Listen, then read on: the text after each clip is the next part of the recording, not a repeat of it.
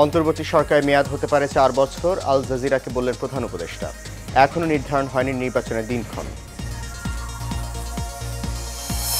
জুলাই গণহত্যা মামলায় শেখ হাসিনাকে গ্রেপ্তারের নির্দেশ আন্তর্জাতিক অপরাধ ট্রাইব্যুনালের।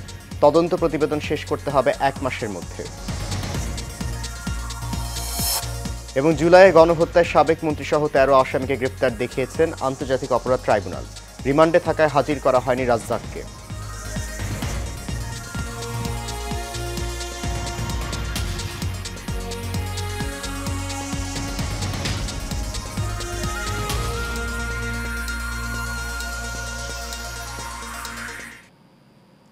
সবাইকে স্বাগত জানাচ্ছি এশিয়ান নিউজে। আপনাদের সাথে আছি আমি সৈয়দ মাহিউজ্জামান মুখর। শুনছেন বিআরবি কেবল ইন্ডাস্ট্রিজ লিমিটেড সংবাদ শিরোনাম। যাচ্ছি পুরো খবরে। অন্তর্বর্তী সরকারের মেয়াদ 4 বছরের কম হবে, এটা আরও কম হতে পারে বলে জানিয়েছেন প্রধান উপদেষ্টা ডক্টর মোহাম্মদ ইউনূস। কাতার ভিত্তিক সংবাদ মাধ্যম আল জাজিরাকে দেয়া এক সাক্ষাৎকারে কথা বলেছেন তিনি। নতুন সংবিধানে সরকারের মেয়াদ 4 বছর হতে পারে বলেও জানান প্রধান উপদেষ্টা।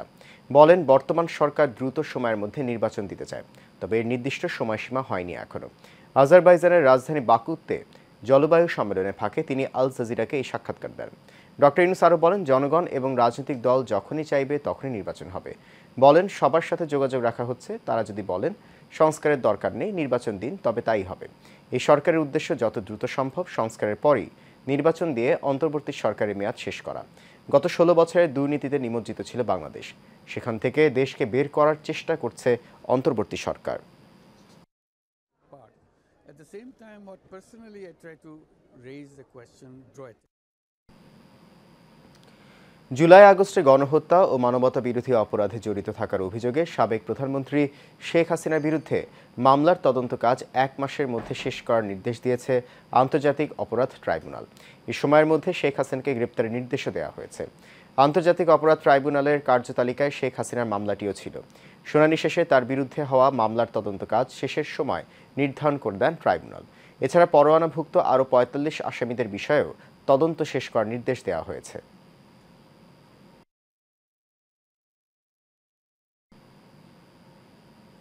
জুলাই আগস্টে গণহত্যার ঘটনায় দায়ের করা মামলায় আওয়ামী লীগ সরকারের সাবেক 9 মন্ত্রীসহ 13 আসামিকে আনুষ্ঠানিকভাবে গ্রেপ্তার দেখিয়েছে আন্তর্জাতিক অপরাধ ট্রাইব্যুনাল। সকালে বিচারপতি মোহাম্মদ গোলাম মুর্তজা মজুমদারের নেতৃত্বে 3 সদস্যের আন্তর্জাতিক অপরাধ ট্রাইব্যুনাল এ আদেশ দেয়। ট্রাইব্যুনালের অপর 2 সদস্য হলেন বিচারপতি মোহাম্মদ শফিউল আলম মাহমুদ ও বিচারক মোহাম্মদ মহিতুল হক এনাম চৌধুরী। এর আগে সকালে 13 আসামিকে কারাগার থেকে আন্তর্জাতিক অপরাধ ট্রাইব্যুনালে হাজির করা হয়। তবে শুরুতে 14 আসামিকে ট্রাইব্যুনালে হাজির করার কথা থাকলেও অন্য মামলায় রিমান্ডে থাকায় আব্দুর রাজ্জাককে আনা হয়নি। এর আগে গত 27 অক্টোবর আন্তর্জাতিক অপরাধ ট্রাইব্যুনালের চেয়ারম্যান বিচারপতি মোহাম্মদ গোলাম মুর্তজা মজুমদারের নেতৃত্বে 3 সদস্যের বিচারিক প্যানেল তাদের হাজির করার আদেশ দেন।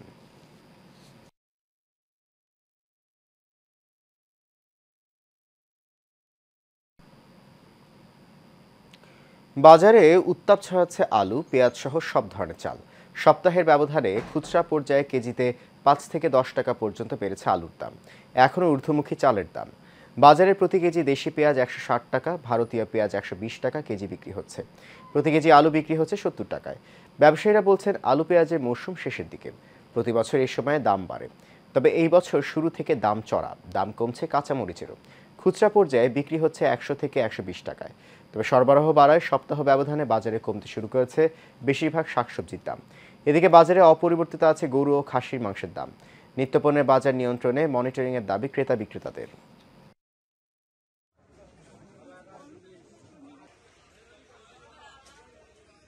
এটা স্টোর মালিক এবারকার কিন্তু কোনো ব্যবসায়ী আলু কিনে রাখে না, স্টোর কর্তৃপক্ষই আলু কিনে রাখছে, এরাই সিন্ডিকেটটা করতে। সরকার এখন দেখেন শুল্ক কমাইছে, কিন্তু আমাদের দাম তো কমায় নাই। প্রত্যেকটা জিনিসের দামই বেশি। বাজারে আসলে পরে আমাদের প্রত্যেকটা জিনিসের দাম বেশি দেখে না লাগে, কম দেখে না লাগে না কোনো কাজ। এখন অনেক কমে গেছে, তারপর মানুষের টাকা পয়সা নাই, কাজকর্ম নাই, নিত্য প্রয়োজনীয় বাজার বেশি, যার কারণে মানুষের খুব অভাব বর্তমানে।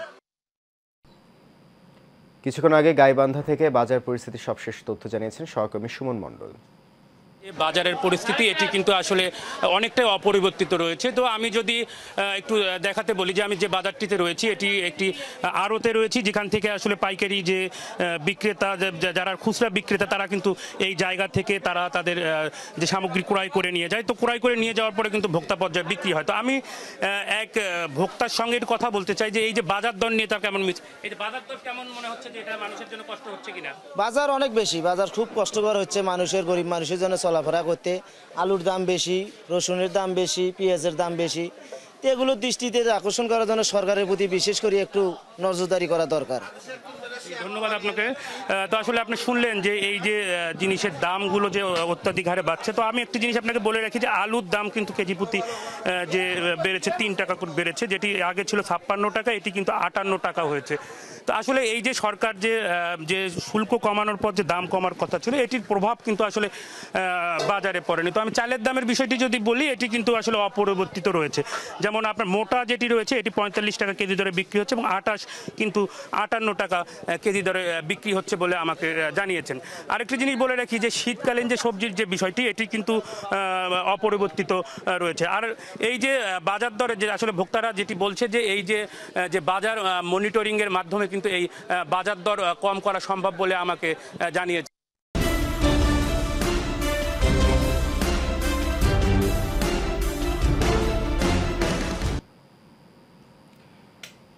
নারায়ণগঞ্জের সোনারগাঁয়ে মেঘনা গ্রুপের ফ্রেশ টিস্যু তৈরির কারখানার গোডাউনে লাগা আগুন নিয়ন্ত্রণে এসেছে। ফায়ার সার্ভিসের বিভিন্ন স্টেশনে 12টি ইউনিট 4 ঘন্টা চেষ্টা চালিয়ে আগুন নিয়ন্ত্রণে আনে। এতে কোনো হতাহতের খবর পাওয়া যায়নি। এর আগে ভোরে উপজেলার পিরোজপুর ইউনিয়নের ঝাউচর এলাকায় মেঘনা গ্রুপের ভেতর টিস্যু কারখানার গোডাউনে আগুন লাগে। শ্রমিকরা জানান ভোরে কারখানাটির 4 তলার গোডাউনে আগুন লাগে, পরে তা দ্রুত ছড়িয়ে পড়ে। এ সময় শ্রমিক কর্মচারীরা আগুন নেভানোর চেষ্টা করেন। তবে কারখানাটিতে বিপুল পরিমাণে কাঁচামাল, পেপার ও প্রস্তুতকৃত টিস্যু থাকায় আগুনের শিখা বেড়ে যায়। পরে শ্রমিকরা ফায়ার সার্ভিসকে খবর দেয়।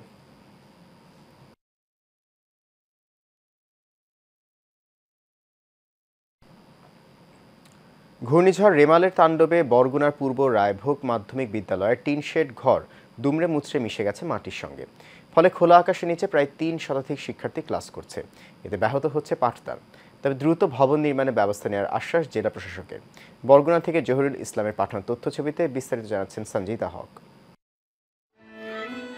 দুমড়ে মুচড়ে মাটির সঙ্গে মিশে আছে টিনশেড ঘর, নেই শ্রেণীকক্ষ আর ঝুলে থাকা ব্ল্যাকবোর্ড। বসার সারি সারি বেঞ্চগুলো চাপা পড়েছে টিনশেডের নিচে। এমন অবস্থা ঘূর্ণিঝড় রেমালের তাণ্ডবে ক্ষতিগ্রস্ত বরগুনা সদর উপজেলার পূর্ব রায়ভোগ মাধ্যমিক বিদ্যালয়ের। ভবন না থাকায় খোলা আকাশের নিচেই পাঠদান চলছে প্রায় 3 শতাধিক শিক্ষার্থীর। এতে অসুস্থ হয়ে পড়ছে শিক্ষার্থীরা, ব্যাহত হচ্ছে শিক্ষা কার্যক্রম। বাধ্যতামূলক নিরুপায় হয়ে আমাদের সকল সহপাঠী এবং আমাদের শিক্ষকদের আমাদের এই জায়গায় গাছের তলায় বসে ক্লাস করতে হয়। অন্য একটা জায়গায় গিয়ে আমরা ক্লাস করি, কিন্তু সেখানে দেখা যায় যে বৃষ্টি পড়লে বৃষ্টির পানি ক্লাসের ভিতরে পড়ে। এই সময় আমাদের যদি পাঠদান করে শিক্ষক, তখন আমরা পাঠদানটা ঠিকমতো নিতে পারি না। শিক্ষকরা বলছেন বিদ্যালয় সংস্কারের জন্য বিভিন্ন দপ্তরে ঘুরেও মেলেনি সহায়তা। দ্রুত একটি বহুতল ভবন দেওয়ার দাবি তাদের। ঘূর্ণিঝড় রেমালের আঘাতে আমাদের বিদ্যালয়ের 120 ফুট ঘরখানা সম্পূর্ণ বিধ্বস্ত হয়ে যায়। বিধ্বস্ত হয়ে যাওয়ার পরে উপজেলা মাধ্যমিক শিক্ষা অফিস, উপজেলা নির্বাহী কর্মকর্তা এবং জেলা প্রশাসক মহোদয়, তারপরে ঢাকায় আমি গিয়া ঢাকা চিফ ইঞ্জিনিয়ারের কাছেও আবেদন দিয়ে আসছি।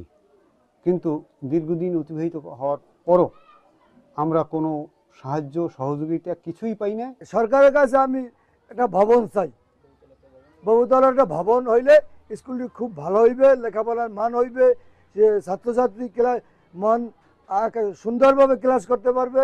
এমন বাস্তবতায় দ্রুত নতুন ভবন নির্মাণে উদ্যোগ নেয়ার আশ্বাস জেলা প্রশাসনের। আমরা উপজেলা নির্বাহী অফিসারকে বলেছি একটা পত্র আমাদের কাছে যেন অতি সত্বর পাঠায়। আমরা এটা আমাদের যে উচ্চ মাধ্যমিক যে শিক্ষা মন্ত্রণালয় আমরা পত্র লিখে এই বিদ্যালয়টি করার ব্যাপারে, একটি ভবন করার ব্যাপারে আমরা উদ্যোগ গ্রহণ করব।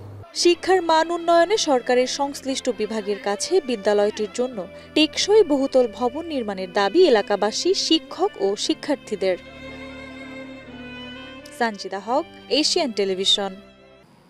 দালাল মুক্ত পরিবেশে দ্রুত সময়ের মধ্যে একদিনেই নামজারি সম্পন্ন করার লক্ষ্যে বরিশালের গৌরনদীতে সেবাকুঞ্জ বুথের উদ্বোধন করা হয়েছে। উপজেলা সহকারী কমিশনারের কার্যালয়ে সেবাকুঞ্জের উদ্বোধন করেন উপজেলা নির্বাহী অফিসার মোহাম্মদ আবু আবদুল্লাহ খান। এ সময় তিনি প্রতারক, দালাল এবং অসাধু কর্মকর্তা কর্মচারী থেকে সাবধান থাকার পরামর্শ দেন। সহকারী কমিশনার মোহাম্মদ রাজীব হোসেনের সভাপতিত্বে বিশেষ অতিথি ছিলেন গৌরনদী মডেল থানার ওসি মোহাম্মদ ইউনুস মিয়া।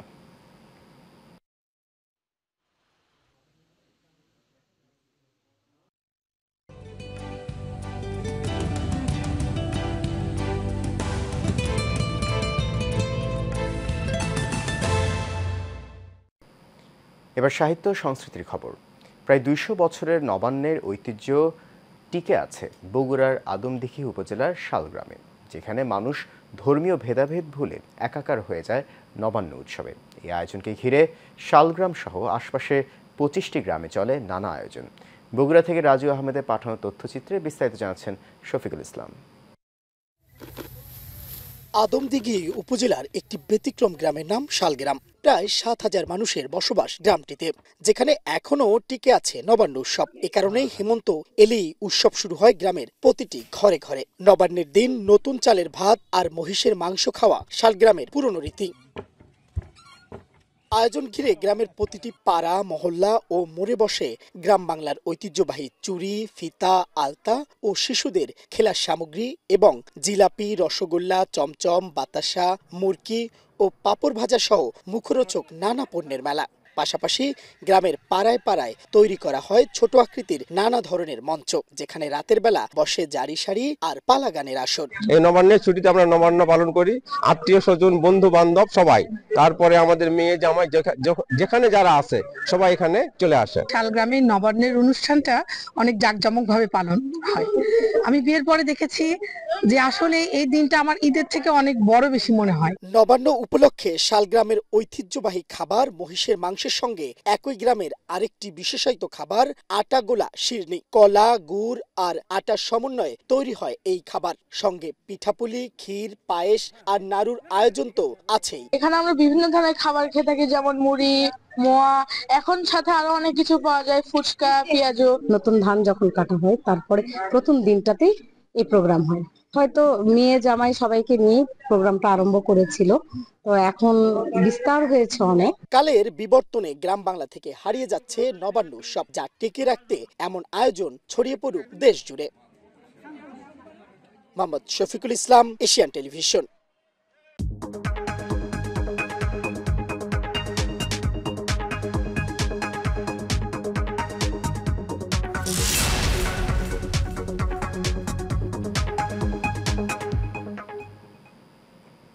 এবার এক্সিম ব্যাংক বাণিজ্য সংবাদ। প্রতি বছরের ন্যায় পঞ্চগড়ে বসেছে দেশের বিখ্যাত জলপাইয়ের হাট। দেশে গণ্ডি পেরিয়ে বিদেশেও রপ্তানি হচ্ছে পঞ্চগড় সহ আশপাশের জেলার জলপাই। প্রতিদিন ৫০ থেকে ৭০ টন জলপাই আমদানি হয় দেশের এই বিখ্যাত হাট থেকে। প্রতিনিধি মোহাম্মদ কামাল উদ্দিনের পাঠানো তথ্যচিত্রে বিস্তারিত জানাচ্ছেন সঞ্জিদা হক। প্রতিদিন সকাল থেকে বিকাল পর্যন্ত চলে জলপাইয়ের হাট। দূর দূরান্তের মৌসুমী ব্যবসায়ী এবং আড়তদারের সরগরম উপস্থিতিতে প্রতি বছর অক্টোবর থেকে ডিসেম্বর এই ৩ মাস জুড়েই আনন্দময় করে রাখে পঞ্চগড়ের এই বিখ্যাত হাট। ভালো লাভের আশায় এবং রপ্তানির উদ্দেশ্যে রপ্তানিকারক সহ দেশের সকল জলপাই ব্যবসায়ীর উপস্থিতি হাটটি দেশের শ্রেষ্ঠ জলপাইয়ের হাটে পরিণত করেছে। ৩টি মাস জুড়ে জলপাইয়ের এই হাটে কাজ করে সচ্ছল জীবনযাপন করছেন অনেক শ্রমিক সহ তাদের পরিবার। তো এটা হচ্ছে বাংলাদেশের সবচেয়ে বড় জলপাই হাট।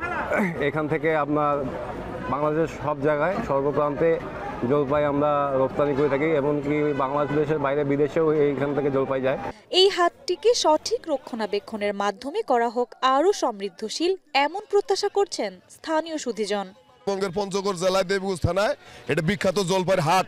কয়েকটা জেলা মিলে এই হাটটা পরিচালিত হচ্ছে। এখানকার মাল প্রচুর মাল, ভালো আমদানি হয়। এখানে মাল কিনতে আসা আল্লাহর রহমতে কোনো সমস্যা হয় না। নিয়ে যাব তো 50-60 মনের মতো বিক্রি করছি, এখনো 20-25টা গাছ আছে। জলপাই পায়রা বাজারে এনে বিক্রি করলাম, আমার 1000 টাকা লাভ হয়েছে। এই কাজ করে আমাদের সংসার খুব ভালোভাবে চলে ইনশাআল্লাহ। দেশের এই বিখ্যাত হাটটির সমৃদ্ধিকে বেগবান করতে কাজ করে যাচ্ছেন বলে জানালেন কৃষি বিপণন অধিদপ্তরের এই কর্মকর্তা। এই জলপাইটি দেশের বিভিন্ন প্রান্তে যাচ্ছে সেটা তো অবশ্যই, এবং এই জলপাই বিদেশেও রপ্তানি হচ্ছে। এতে আমরা প্রচুর বৈদেশিক মুদ্রা অর্জন করতে পারছি। এটি আমাদের পঞ্চগড়ের অর্থনীতিকে সমৃদ্ধ করার পাশাপাশি দেশের অর্থনীতিকেও সমৃদ্ধ করছে। পঞ্চগড়ের দেবীগঞ্জের এই জলপাইয়ের হাটে মৌসুম জুড়ে জলপাই আমদানি হয় প্রায় ৬,০০০ টন।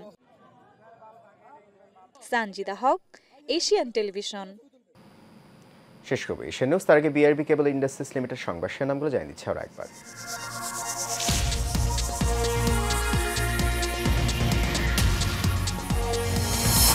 অন্তর্বর্তী সরকারের মেয়াদ হতে পারে ৪ বছর, আল জাজিরাকে বললেন প্রধান উপদেষ্টা। এখনও নির্ধারণ হয়নি নির্বাচনের দিনক্ষণ। জুলাই গণহত্যা মামলায় শেখ হাসিনাকে গ্রেপ্তারের নির্দেশ আন্তর্জাতিক অপরাধ ট্রাইব্যুনালের। তদন্ত প্রতিবেদন শেষ করতে হবে ১ মাসের মধ্যে। এবং জুলাই গণহত্যায় সাবেক মন্ত্রীসহ ১৩ আসামিকে গ্রেফতার দেখিয়েছেন আন্তর্জাতিক অপরাধ ট্রাইব্যুনাল। রিমান্ডে থাকায় হাজির করা হয়নি রাজ্জাককে।